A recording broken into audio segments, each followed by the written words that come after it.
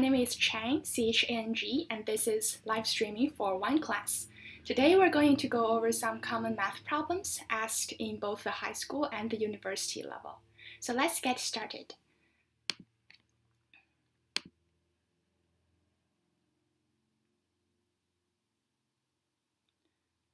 Okay, our first question, or rather, our first concept is asking us about the binomial theorem. So let's do the binomial theorem. And I'm supposing that they're asking us to explain the concept of the binomial theorem. So let's first state the binomial theorem. The binomial theorem is a plus b to the power of n equals to the sum of a k equals starting from 0, n choose k, a n to the power of n minus k, b to the power of k. And this is the binomial theorem. The a plus b here is called a binomial. This is because a and b, there are two terms. Usually we have a polynomial. The poly means that there are more than one or there are multiple terms, and the bi means two in Latin, so that means like a polynomial with two terms. So this is our polynomial, and this n choose k term is called our binomial coefficient, or actually use another color. Binomial coefficient. For those of you who haven't learned combination yet, n choose k is equals to n over k n minus k, where n is equals to n times n minus 1 times n minus 2 all the way to 1. So yeah, that's the binomial theorem. Now, let's look at an example of the binomial theorem. So actually, let's look at two examples. So our first example, example 1, let's look at finding x plus 2 to the power of, let's say, 5. Okay, so this is our first question. Also, the binomial coefficient, n choose k, you can also find the binomial coefficient using the, I'm just going to move this down here. You can also find it using what's called the Pascal's triangle.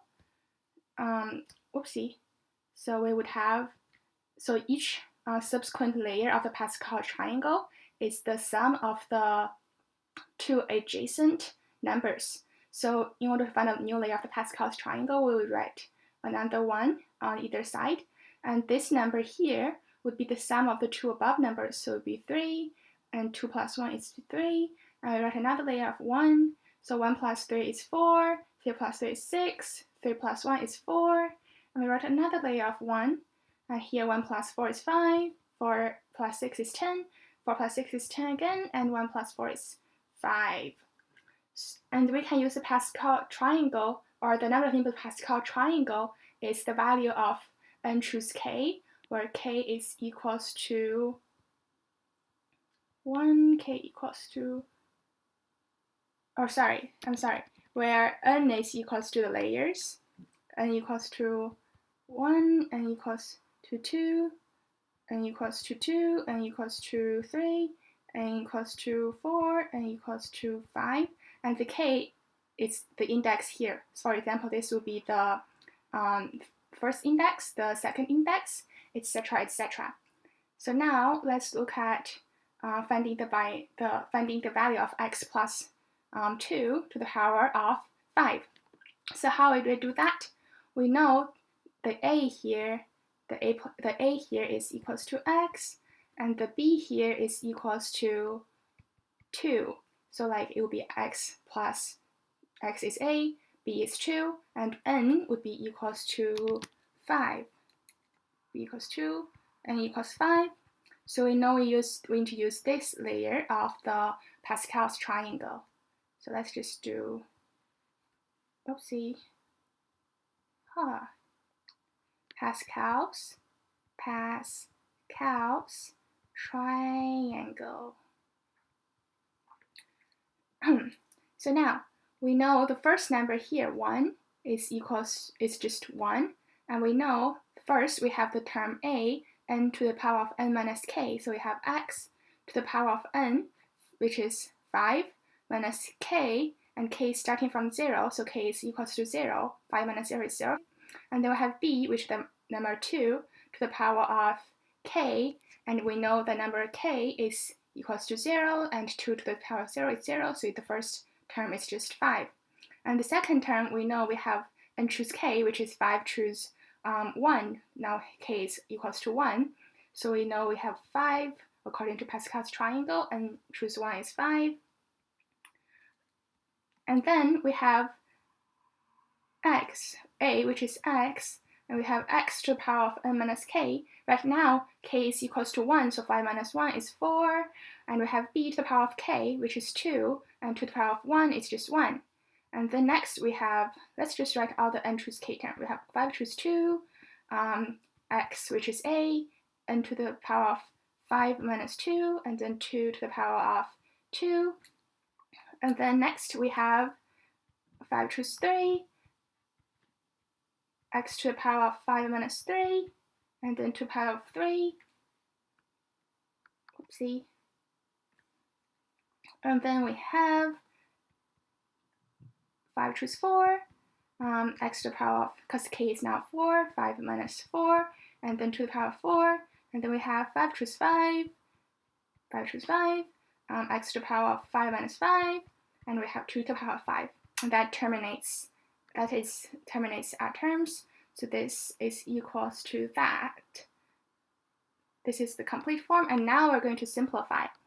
So again, we have x5, or x to the power of 5, and we have 2 times 5, which is 10, and then x to the power of 4, and here we have 5 choose 2. From Pascal's triangle, we know 5 choose. We can also get 5 choose 2 using this formula, but from Pascal's triangle, we know 5 choose 2 is 5 choose 2 is 10, so we have 10 right over here, so we have 10 right over here, and then x to the power of 5 minus 2, which is 3, and then 2 squared is 4, so we have the third term is 40x cubed, and then we have x is equals to 5 choose 3, and then this is 10 again, so we have 10 is 5 choose 3, and then x to the power of 5 minus 3, which is 2, and then 2 to the power of 3, which is 8.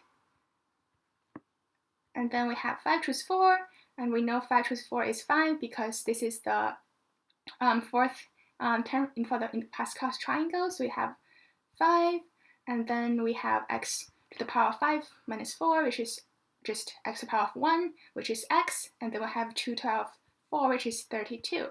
And then next we have 5 choose 5, which is 1 according to Pascal's triangle. So it would just plus, and then x plus 1 times x to the power of 5 minus 5, which is another 1, and then we have 2 to the power of 5, which is 32. Oh, and here 5 to the power of 4 is actually 16. My fault. Here.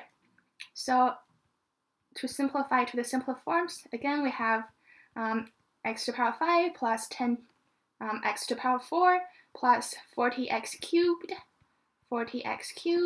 plus 80x squared plus 5 times 16, which is 80, I think. Or we can do a quick calculation here. 5 times 16, again, it is 80. So we have 80x plus 1 times 32, which is 32. So this is the expression of x plus 2 to the power of 5. And that's how you use the binomial theorem to find information. And next, let's do a second example.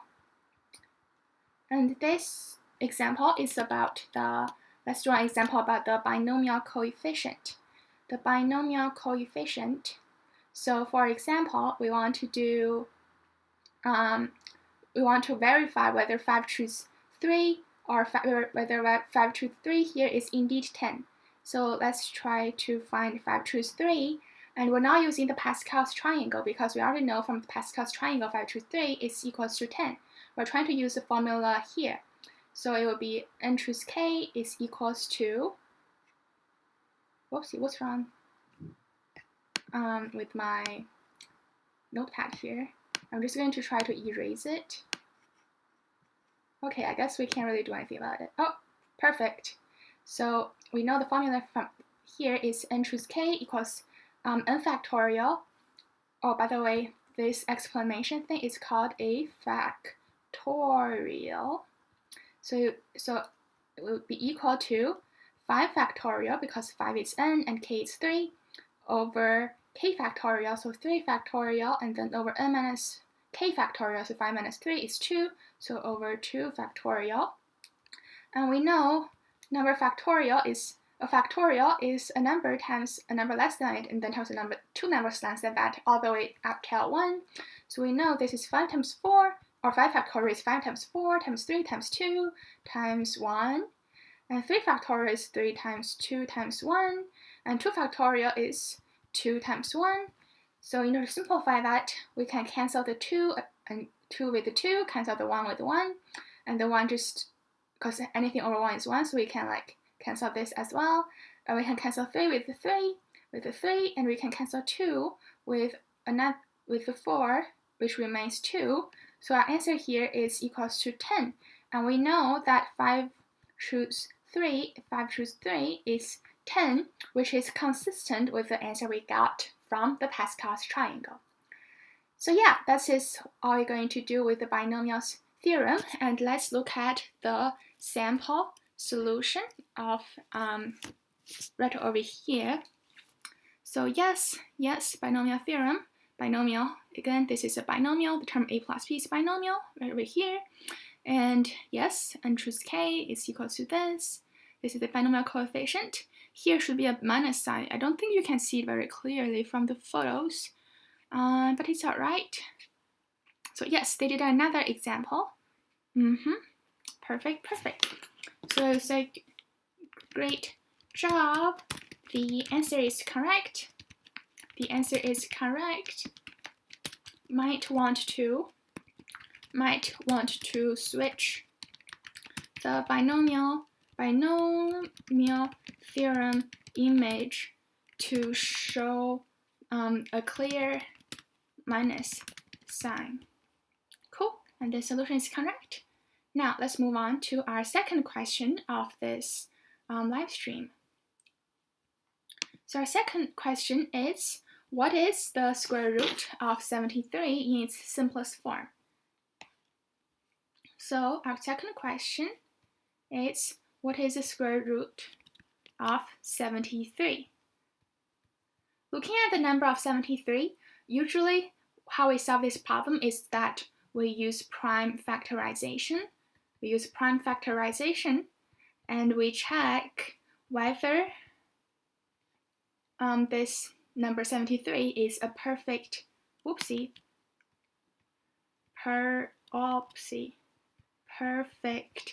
square.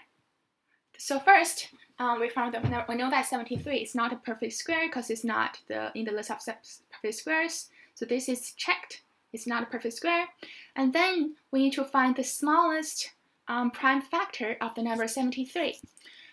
And that would be, the smallest prime factor of 73 would be 73 and 1. That's the only two factors of the number 73, because number 73 is prime. So the number 73 is already, I'm just going to write factors, 73 and 1. So the number 73 is always this number root 73 is already in its simplest form, and we can't simplify it any further. So the simplest form is just of the square root of 73 is just the square root of 73. you can't simplify it any further than that. It's already in its simplest form. Because the number 73 is prime. Because 73 is prime. Okay, so let's look at the sample solution here. Yes, it basically says the same thing that we did. I guess one thing you could do is you can use a calculator to calculate the exact value of square root of 73, but it wouldn't be any simpler than the expression the square root of 73. So I guess this is another option, but it's not needed. It's already in its simplest form. So we should say good job, great job. The solution is right. Okay, perfect. Let's look at our next question. The next question is asking us to find the square root of 365. So our question 3 here is asking us the square or 361. So again, we use the method of prime factorization, and we first check whether this is a perfect, and we check whether this is a perfect square. And in this case, 361, it is a perfect square, and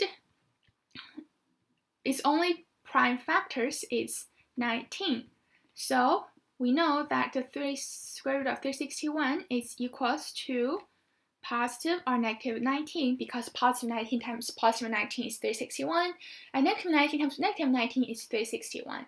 So we know the square root of 361 is positive 19 or negative 19, so it's 19, and that's the square root of 361. You might want to ask, how exactly do we know the square root of 361 is 19? The thing is, we have or you can Google, or it probably on your formula sheet it probably contains a list of perfect squares.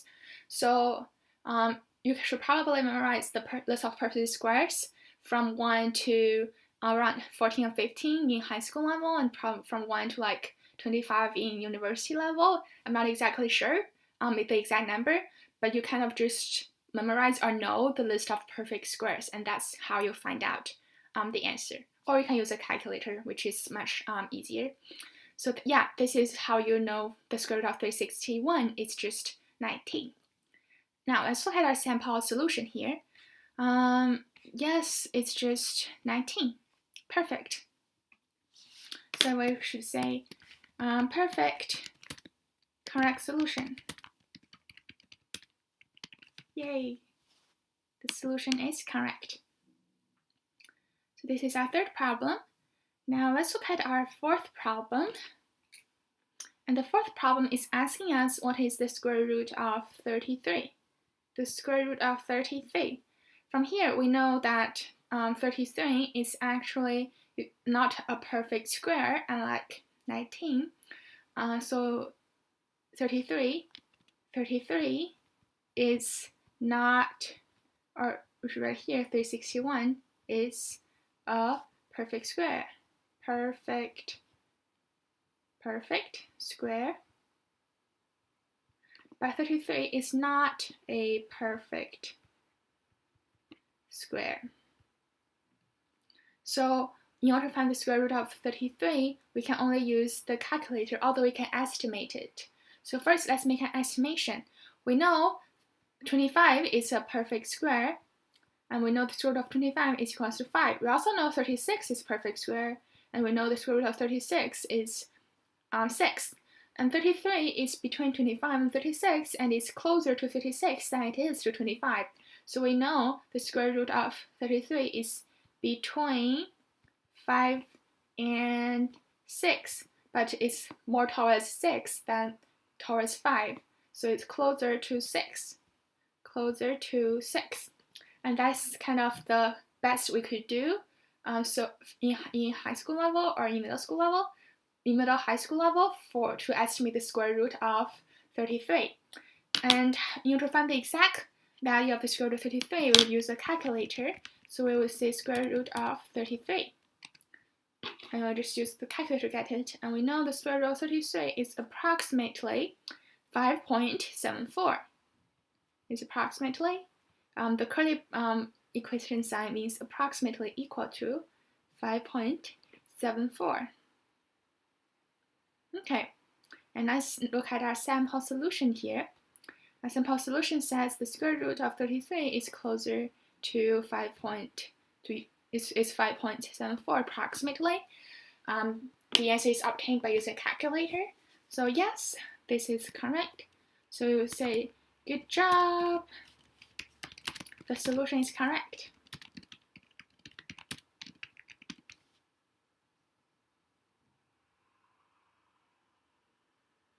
Now let's look at our fifth problem. The fifth problem is asking us how many quarts are there in a gallon. For those of you who don't know, these are whoopsie, I don't know what's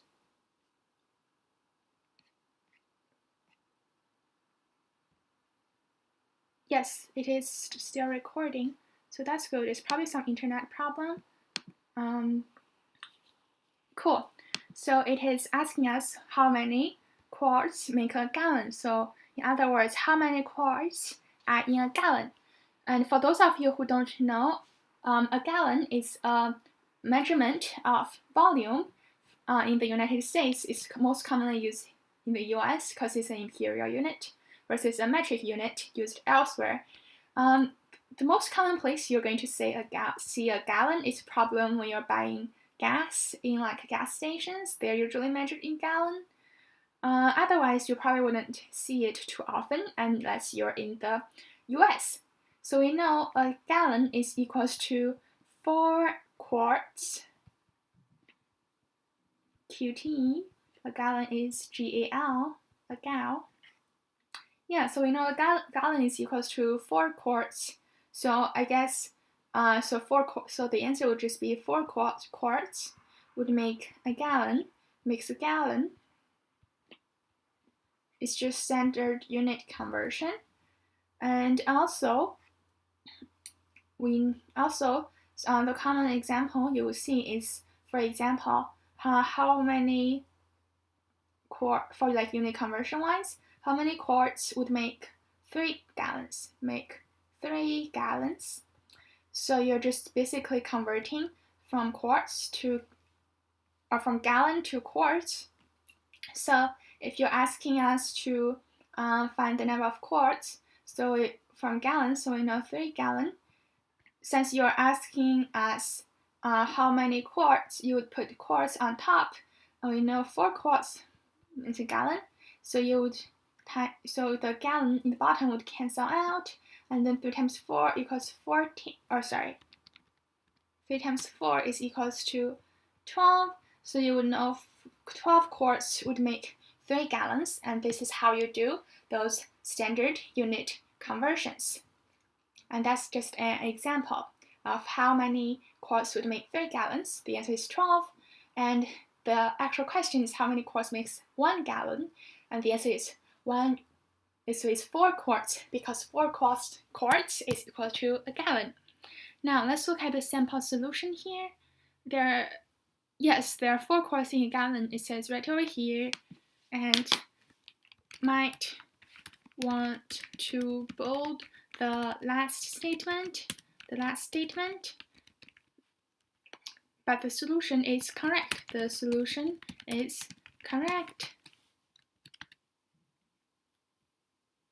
Perfect. Let's move on to our 6th problem over here. And our 6th problem is a trig problem or trigonometry problem, and it's asking us to evaluate the expression secant negative pi over 3. And there are a couple ways of doing it, but the most common way, the easiest way, would be the following 2 ways. So I'm just going to say method 1 or method 2. But first, we need to know what's a secant. So we know a secant of an angle is equals to 1 over the cos of an angle. So secant is the reciprocal function of the function cosine. And also another thing we need to know is about the special triangles, the two special triangles, the 30, 60, 90 special triangle and the 45, 45 special triangle. But we're going to go over the special triangle later in the question. So our first method, or our method 1, is to use identity trick, or is to use trick identity functions to find the answer. So the method 1 is that we know we need to find secant of negative pi over 3. And we also know that the secant of an angle is equals to 1 over the cos of an angle. So we know secant of negative pi over 3 is equals to 1 over the cos of negative pi over 3.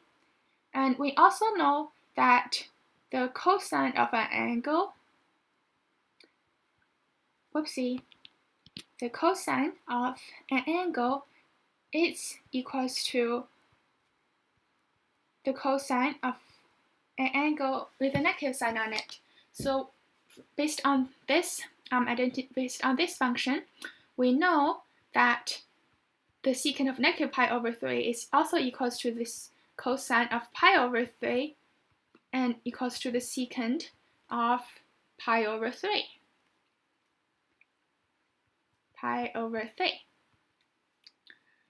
So from that we know, and next we're going to try to find the cosine of pi over 3, and you're trying to find the cosine of pi over 3, we're going to use the special triangle right over here. The special triangle is a right angle triangle, and the hypotenuse is 2, and the two sides is root 3 and 1 respectively. And this angle right over here is pi over 3, and this angle right over here is pi over 6. And we know that the cosine of an angle is equals to adjacent over hypotenuse. And by the way, the secant of an angle is equals to hypotenuse over adjacent, because the secant function is the reciprocal of the cosine function. So you just reverse the top and bottom of the fraction. And right now we know the adjacent of pi over 3 is 1, and the hypotenuse of pi over 3 is 2. So we know cos of pi over 3 is 1 over 2. And then I also know the secant of pi over 3 is 1 over 2, is 1 over the cos of pi over 3. So we know that the secant of pi over 3, or the negative pi over 3, is equals to the secant of pi over 3 is equals to 1 over 2, which is equals to 2. Okay, so that's our first way of finding the secant of a function. And let's use our method 2 of finding the secant of a function. Method 2 of finding secant of function. Again, we know that the secant of negative pi over 3, the secant of negative pi over 3 is equals to the secant of pi over 3. And we know the secant of a function is hypotenuse over adjacent. And from the special triangle here, for the angle pi over 3, we know the hypotenuse is 2, and we know the adjacent is 1, So we know the secant of negative pi over 3 is equals to the secant of pi over 3 is equals to 2. So yes, this is how we find the value of the secant of negative pi over 3. Now let's look at our sample solution here. Yes, they basically used the similar method to finding the secant, or to finding the reference angle, and yes.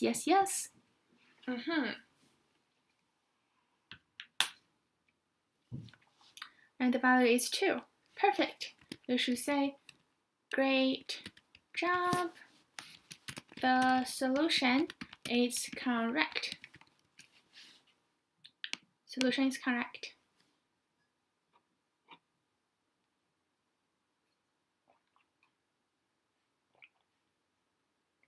Okay. So next, it's asking us what is the formula of the 30, 60, 90 triangle. So I assume they're asking us about for the special triangle, asking us for the special triangle in trigonometry. So the special triangle, we just used it. So basically, you just want to like memorize it. We just used radians measurements, but the 30, 60, 90 is measured in degrees, but it's the same triangle. Again, so we know the hypotenuse. The hypotenuse is equals to 2, and this side is equals to 1, and this side is equals to 3. And this is a right angle, so it will be 90 degrees. And this is the 60 degrees angle, and this is the 30 degrees angle. Another thing to note is that the angle, this is 60 and this is 30, you can't swap them around. And the sides, this is 1 and this is 3, and you can't swap them around unless you swap the entire triangle. So yes, they need to stay in position. And this is the value or the measurements of the 30, 60, 90 special triangle. Special triangle.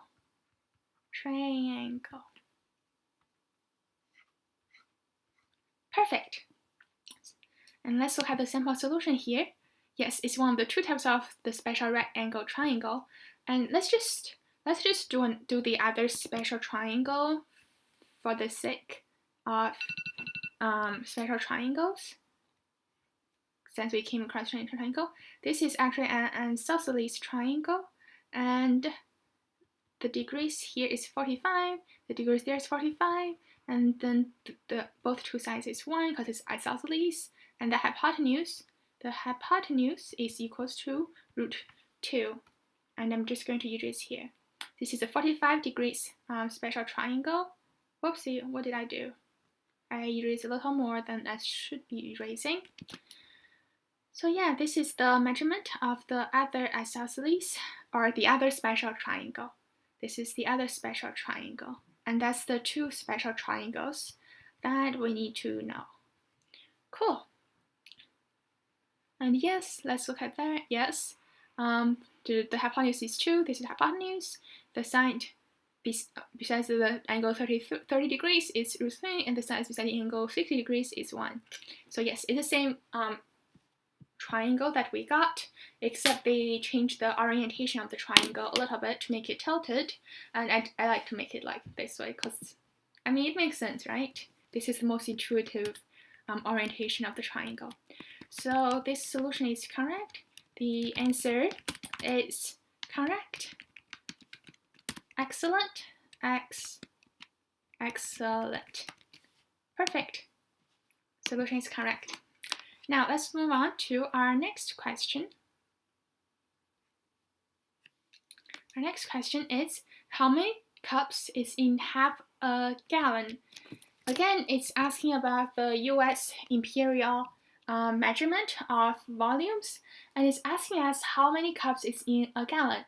So we know 1 gallon, 1 gal is equals to 4 quarts, as said in our previous question, and it's equals to 8 pints, and it's equals to 16 cups. 16 cups, which, by the way, is not nearly as intuitive as the metric units, and the metric units is the scientific measurements, so like it's a standardized measurement, but people in the US would just still uses the imperial units of gallons and cups.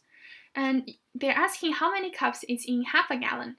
We know 1 gallon is equals to 16 cups, and we want to know how many cups in half a gallon. So half is 1/2 in half a gallon. So we want to find the number of gallons. So we would put the number of gallons on the bottom and the number of cups on top, because 16 cups is equals to a gallon, and the gallons cancel out the gallons, and the answer is 16 times 1/2, or 16/2, which is equals to 8. So we know that there are 8 cups in half a gallon, and there are 16 cups in 1 gallon. Now let's look at the sample solution here. So we're required to convert gallons to cups, and half a gallon is equals to 8 cups, which is perfect, same as our solution over here. So we would just say correct solution, good job. Solution is correct. Perfect. Now let's look at our next question right over here, and it's asking us what is 0.7 as a fraction. So basically the question is asking us to convert 0.7 to fractions. We know, example 347, this is the 10th decimal, this is 100th decimal, and this is the 1,000th decimal. And we know the first place after the dot is the 10th decimal. So 0.7 is just equals to 10 and 7. So it's just equals to 7/10. And this is 0.7 in fractional form. So we know 0.7 is equals to 7/10. Very quick and straightforward. Now let's look at the sample solution over here.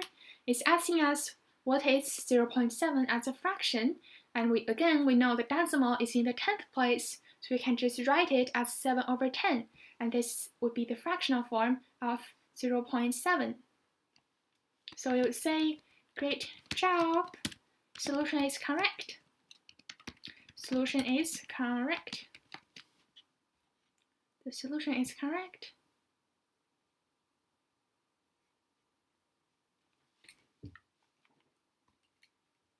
Okay, and next question, it is asking us what is the value of E. The value of E. So E is called Euler's number because it was first calculated to like a lot of digits by the mathematician Euler back in the days. So Euler's number is called Euler's number E, and it is the base of the natural logarithms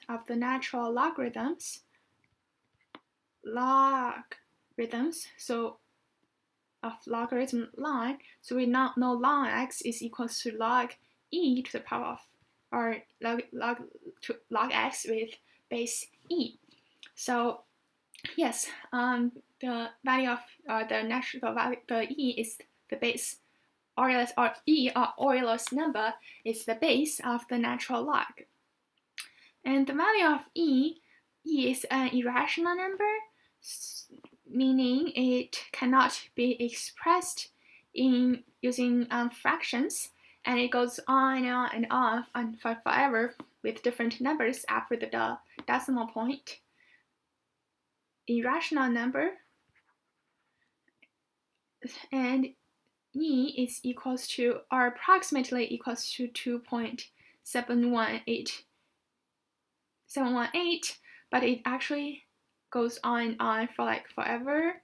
So usually we just use the number 2.72, but when you're using the calculator for E, there's like a special symbol that's just called E that you can use And when you put e instead of 2.72 in the calculator is just going to automatically using the value of e to a lot of decimal places for you, and you can use the symbol e instead of the value 2.72 in your calculator to get a more accurate answer.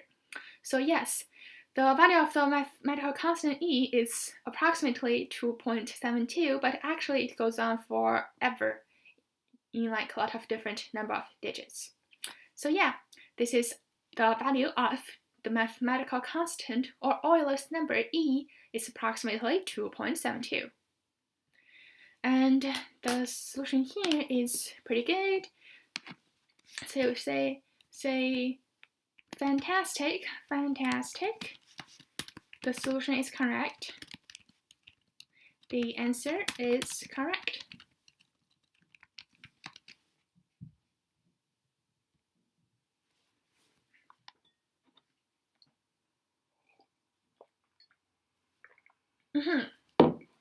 Now, let's look at the 11th question. The 11th question asks us what is the value, what is the simplest form,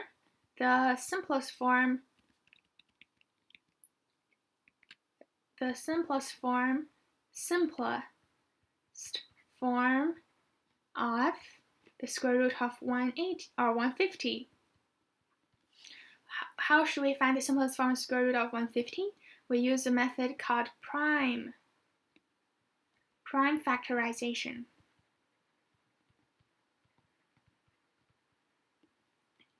We find the prime factorization, which means we try to find the prime factors.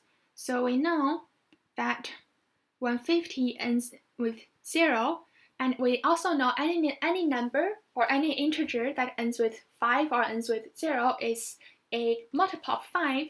So we know that 150 is a multiple of 5. So it can be if it's 5 or its value is a factor of 150. And which number times 5 is 150? We know 150 over 5 or 150 divided by 5 is equals to 30. So this is what we know. And since 30 also ends with 0, we know 30 is also a multiple of 5, or 5 is a factor of 30. And we know 30 over 5 is 6. So we have 5 times 5 times 6. And 6, we know 6 is, or 2 is a factor of 6, or 3 is also a factor of 6. So we know 6 is equals to 2 times 3. And now, of the factors here are prime factors. Prime factors. So this is the simplest we can get. So we know. So we can now split to put the same numbers together, and we know 5 is 5, the same number, and 2 times 3 is the same number.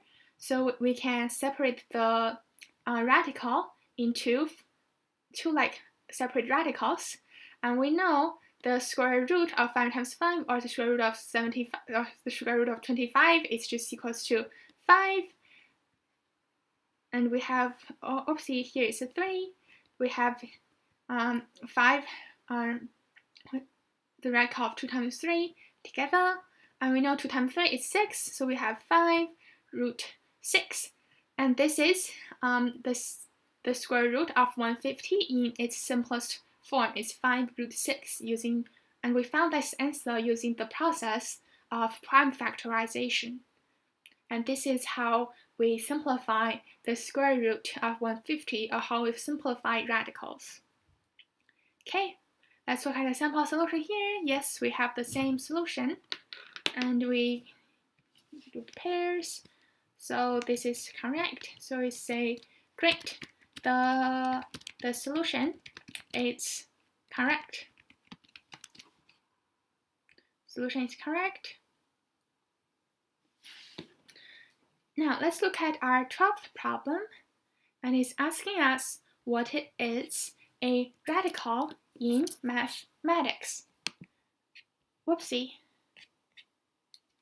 12, and it's asking us about radicals. radicals. So radical, the expression in mathematics is defined as an expression containing the radical sign over here, or I should write them using different color. The radical sign right over here, the number over here, and let's do 32. And right over here, this is called a radical expression, a radical expression. And the number over here is called the radicand. The sign over here is called the radical sign. Whoopsie. The radical sign. And the number over here is called the degree. The degree.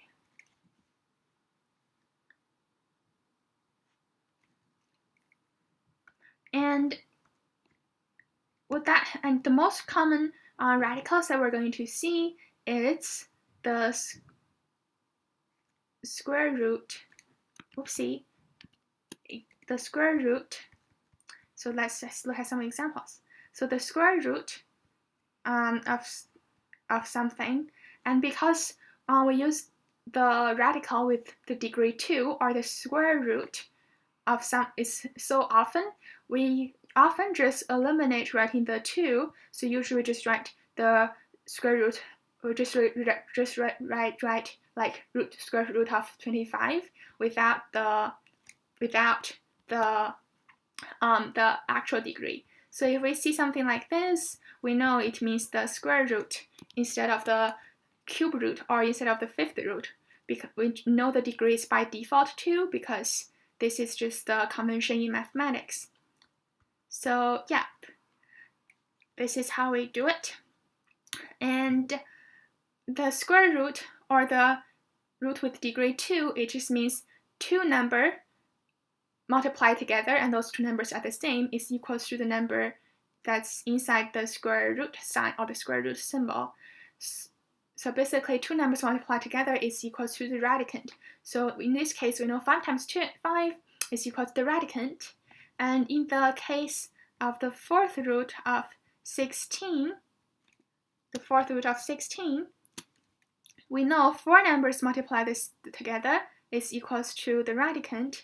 So we know this is equals to 2 because we know 2 times 2 times 2 times 2 is equals to 16. And this is 1, 2, 3, 4. 4 numbers multiplied together equals to 16. And it just means 4 2's multiplied together is equals to 16. Note this is different from 2 times 4 because 2 times 4 is equals 8. And it does not equal to 16. So it can only be 2 times 2 times 2 times 2. So 4 2's multiply together instead of 2 times 4. They're different. But what it does equals to is 2 times 2 to the power of 4. Because 2 to the power of 4 means 4 2's times together, which is equal to 16, instead of 2 times 4. They are not the same. Not the same.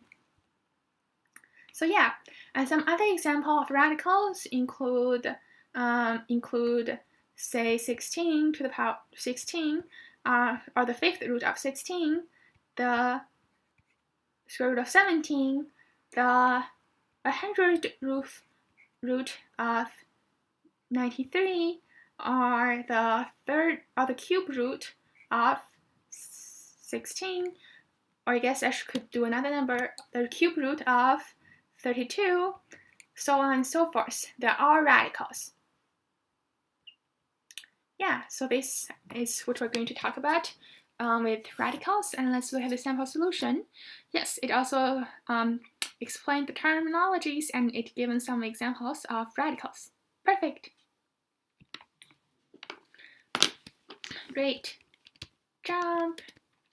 The solution is correct.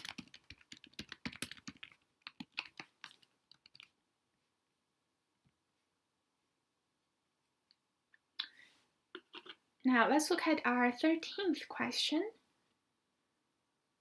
It's asking us what is the square root of 0. It's asking us what is the square root of 0. Square root of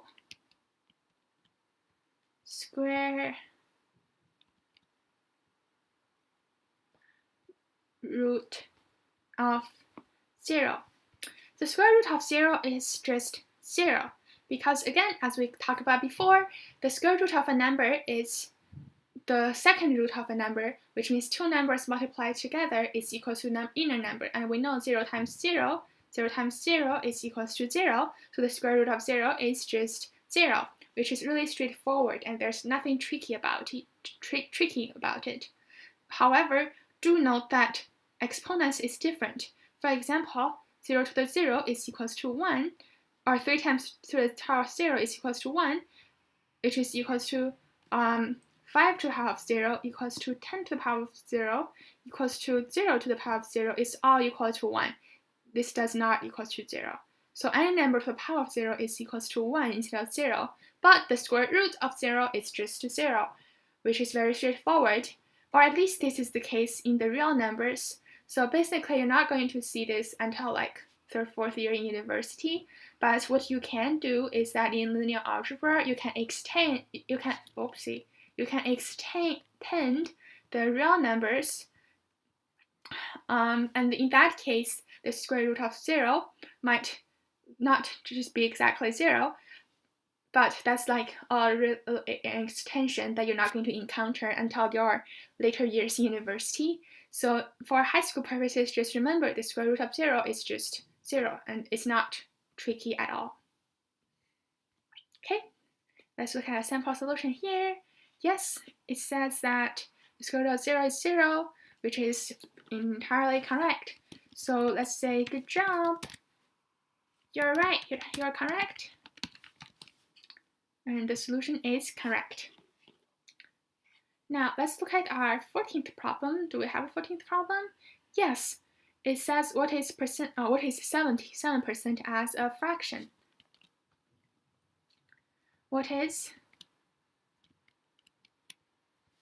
So convert 7%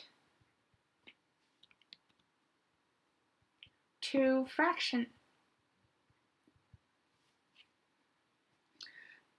In this case, it is actually quite straightforward, because we know the percent sign is equals to, or the percent sign of A is equals to A over 100.